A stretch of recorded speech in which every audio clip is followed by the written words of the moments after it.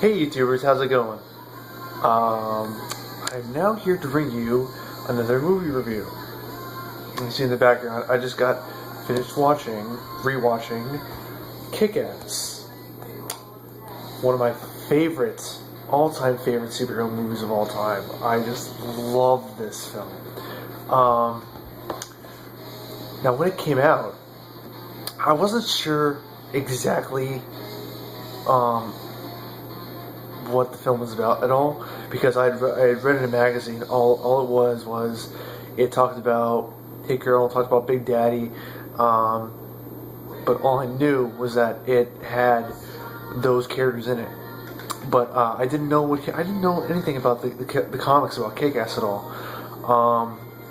But after watching the film, I did some reading on it, and the comics are very good.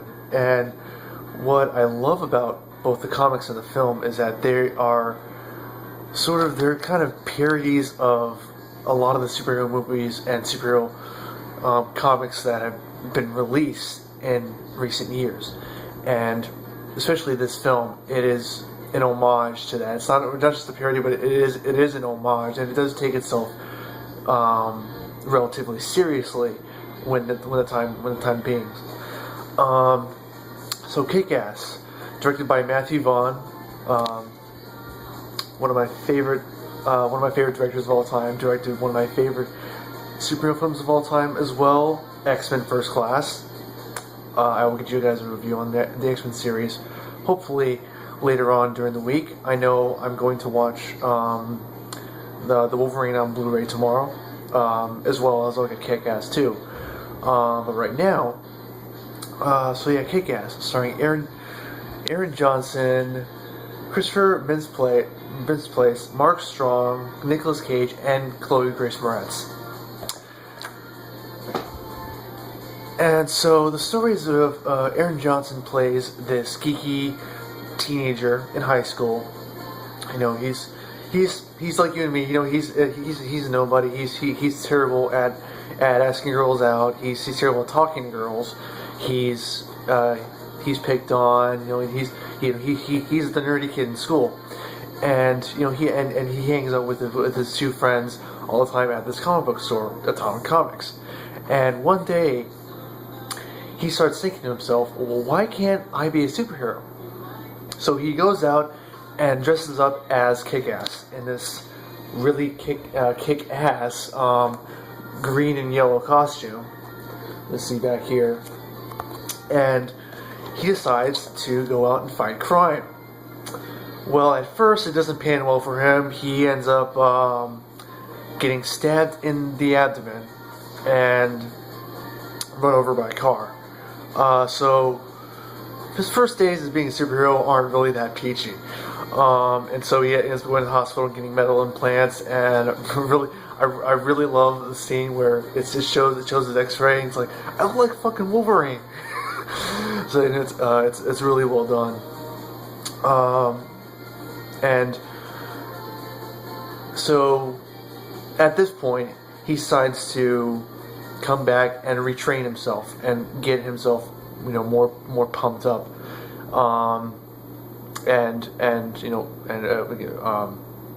And he decides to continue fighting crime. Well, the girl that he has a crush on finds out this rumor that the two guys that had beat the shit out of him and stabbed him, supposedly the rumor going around the school was that he was he was taken advantage of, and so the whole school thinks that he's gay, homosexual. I'm not biased against any homosexuals at all. Just so you know, I have two uncles and who live in LA, and they're homosexual, and some may find that a little offensive, but I thought it fit the film really well, and plus it's in the comics too. So yeah, and at this point he starts to he starts to say, well, he when he finally realizes his potential, and doing so, he ends up meeting Hit Girl, played by Chloe Grace Moretz, as well as Big Daddy, played by Nicolas Cage. And they are this father and daughter superhero duo that go out and fight crime. And they're the real deal. And Kick-Ass, he's in over his head. He doesn't know what to think. And at the same time, as this is happening, Mark Strong's character, Frank D'Amico, this mob boss, and he has this whole group of crime lords with him, and his son, played by Christopher Mintz-Plasse, who also plays Red Mist, and he comes up with the idea from reading comic books and thinking, maybe if you give me a shot, I can kind of lure Kick-Ass to us, and thus the plot unfolds, and we get a really nice, really well-rounded film that I wasn't entirely sure would be great. I mean, I thought it was going to be a little over the top and silly, but I thought I was going to have a good time with it. Granted, I did not see this film in the theaters, sadly. Neither did I see the second film, which I have here, and I got at Walmart for about $23. I'll get you guys my review of that tomorrow.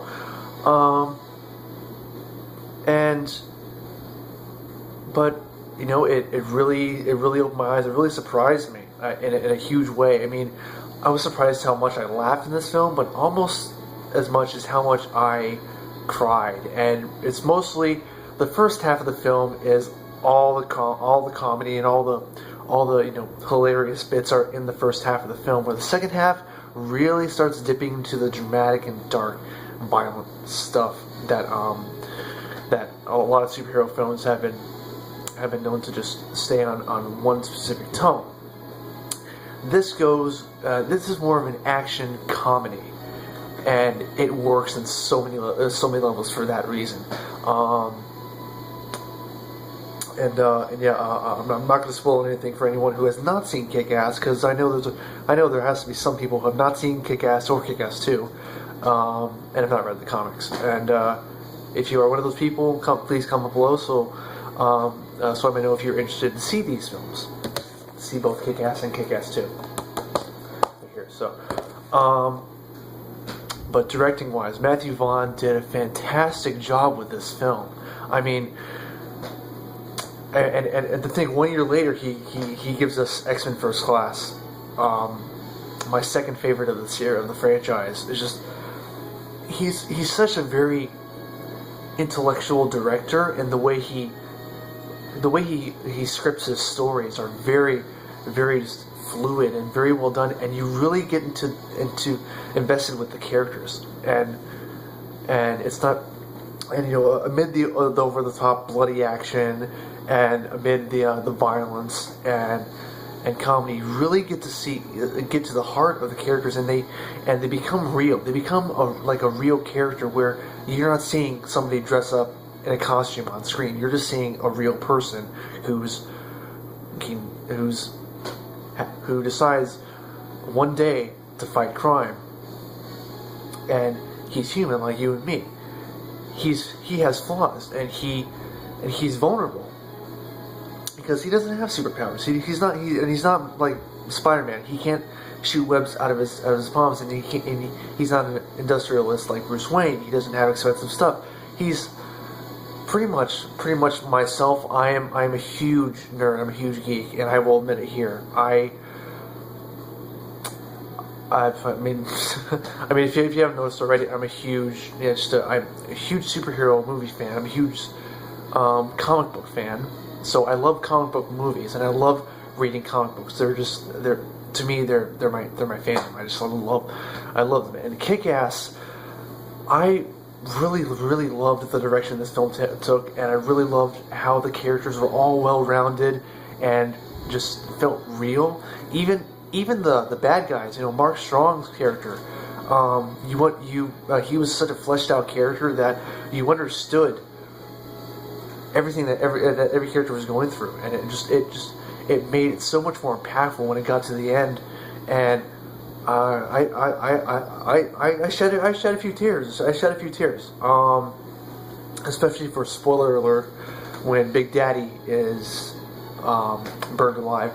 That was one of the most emotionally heavy scenes in the entire film. I just, even rewatching that scene over again, I can't help but tear up. It's just, and just cover my, it's such a cringing scene. The way it was shot, the way this film was shot was, so vivid and so, it's really, I'm trying to describe it, it's very just, very visually engrossing film. And the color palette is just it's rich and natural. Everything just looks and feels very just gritty, down to earth, and real, without going too fantasy, or without being too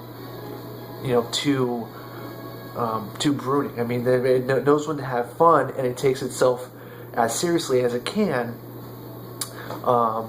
and for that reason, it benefits from that in a huge way. And the performances all across the board were phenomenal. Nicolas Cage really surprised me as Big Daddy. I could not believe how many times I laughed every time he was on screen, imitating Adam West's Batman, which I thought was hilarious. I thought it was even more hilarious that he dressed up like Batman. It was just, it was awesome. Christopher Mintz-Plasse, who y'all should know as McLovin from Superbad.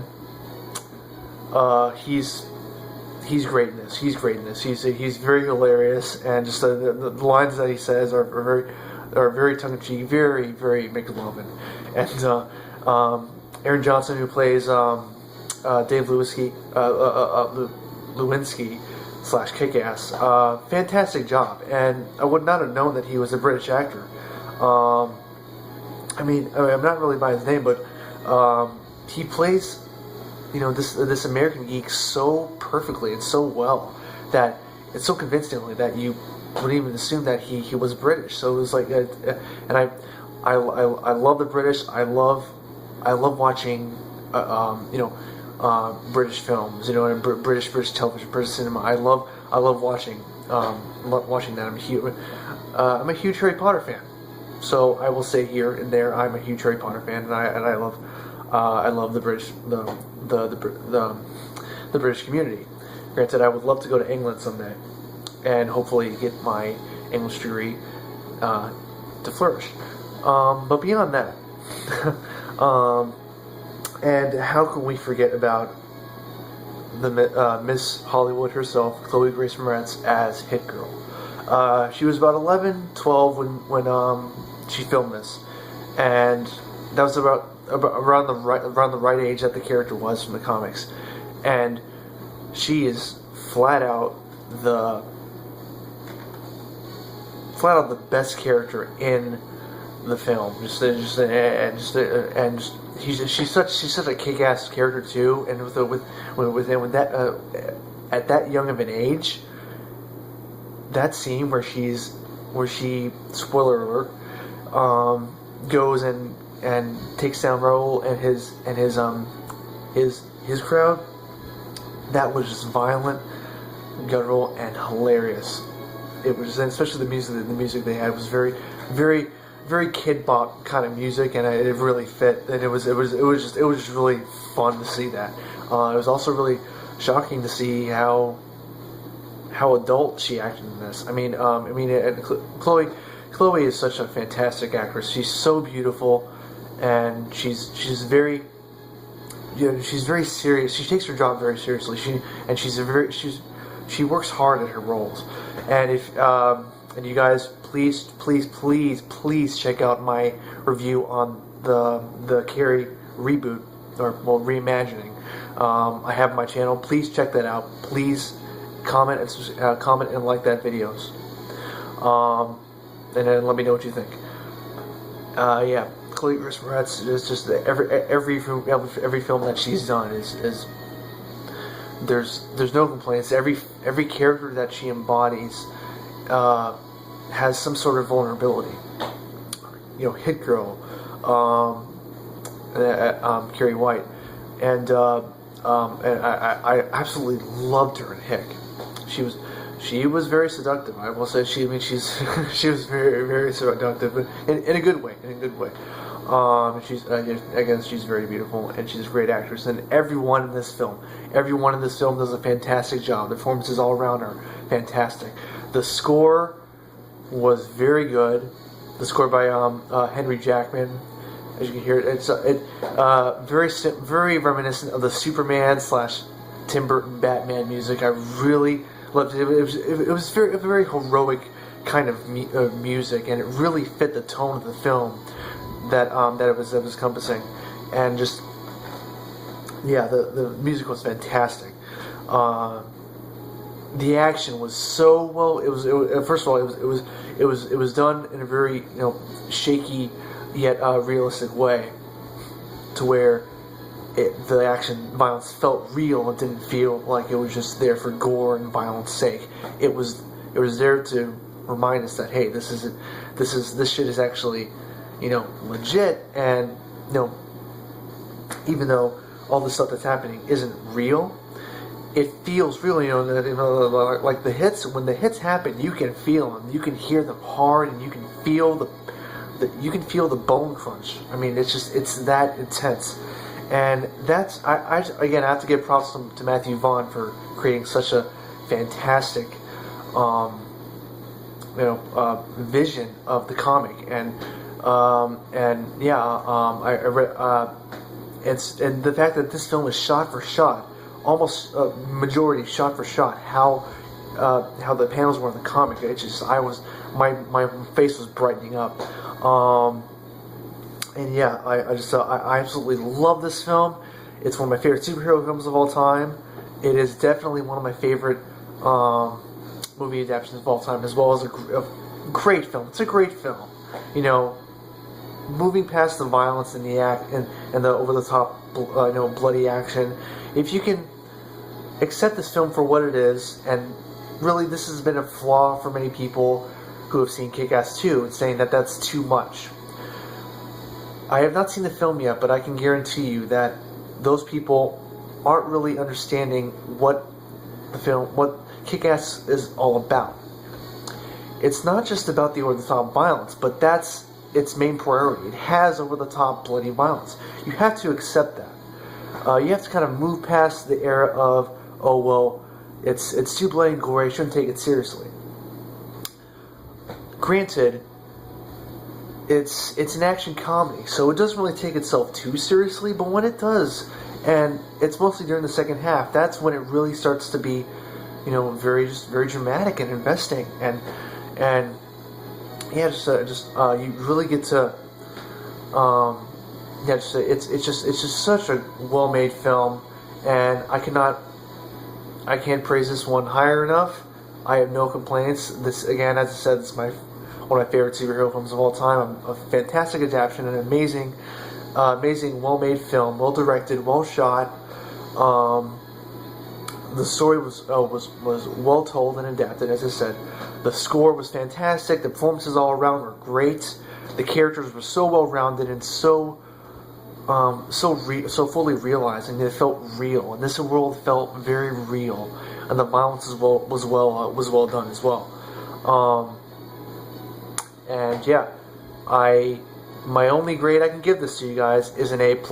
This is a flawless masterpiece in my opinion. You don't have to agree with me, but it is a flawless masterpiece. I cannot praise it higher enough. This film gets an A+. You guys, I'll check you. I'll check you guys later tomorrow when I get my review up of Kick-Ass 2. Hopefully, I can get that in the day. I also might get my review of the Wolverine up as well. And if not, then I'll try and get you guys my review of the Wolverine sooner enough if I can. and as well as the rest of the X-Men films as well. I know I've gone on for about 20 minutes, but I want to leave you guys off with a little note. If you guys like the films, if you guys love the comics, if you're a comic book fan in general, what do you think about Kick-Ass, and does it interest you? Anyway, guys, I'll check you later, and that's what everyone 92 signing off.